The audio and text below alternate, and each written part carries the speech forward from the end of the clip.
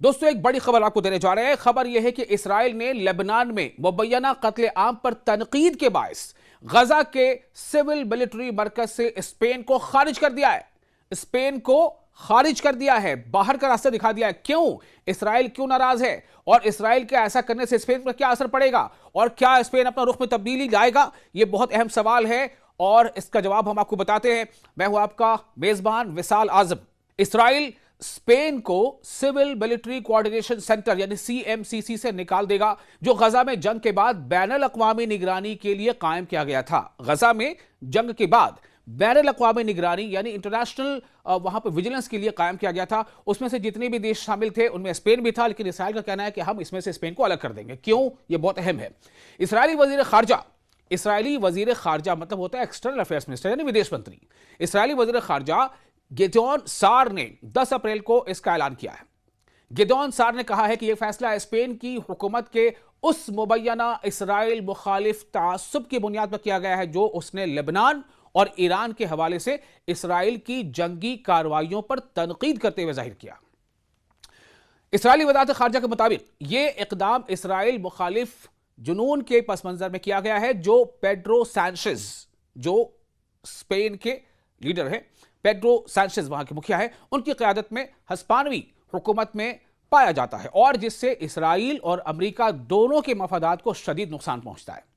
دراصل آپ کو دوستو یاد ہوگا نا کہ اسپین ایک ایسا واحد ملک ہے جس نے کھل کر ڈونلڈ ٹرمپ کی بھی مخالفت کی تھی، یہ کہتے ہوئے کہ آپ نے ایران پر جو حملے کا فیصلہ لیا ہے، جو حملے کی جو قدم بڑھایا ہے یا جو حملہ شروع کیا ہے، یہ غلط ہے، یہ انٹرنیشنل لا کی خلاف ورزی ہے۔ اسپین نے کھل کر کہا تھا اور اسپین نے یہ بھی کہا تھا کہ ہم ایران پر حملے کے لیے کسی بھی طرح سے جو ہماری مدد ہو سکتی ہے ہم نہیں دیں گے، نہ تو ہم اپنا ایئر اسپیس یوز کرنے دیں گے، نہ ہم کسی بھی طرح سے مدد کریں گے۔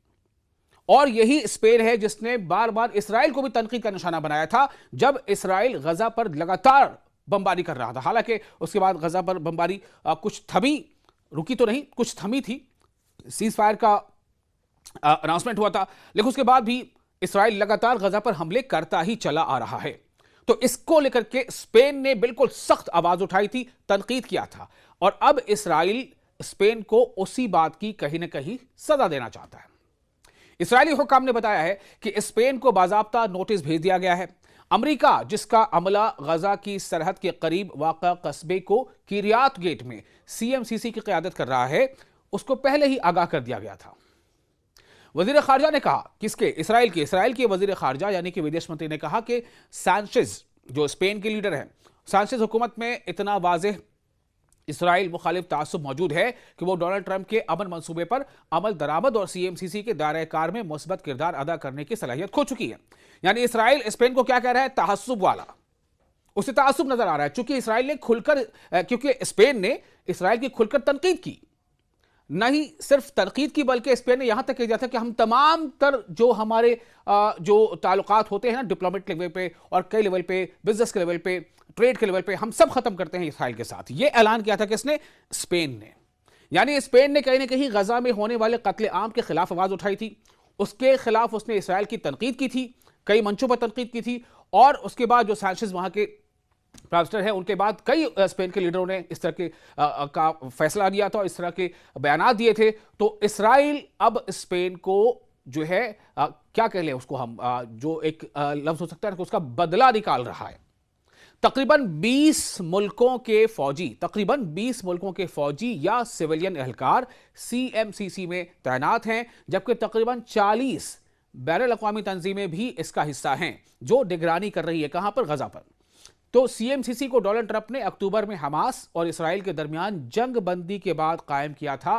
6 ماہ بعد بھی اسرائیل غزہ کے نصف سے زیادہ حصے پر، آدھے سے زیادہ حصے پر قابض ہے اور فلسطینیوں کی ہلاکتیں بھی جاری ہیں۔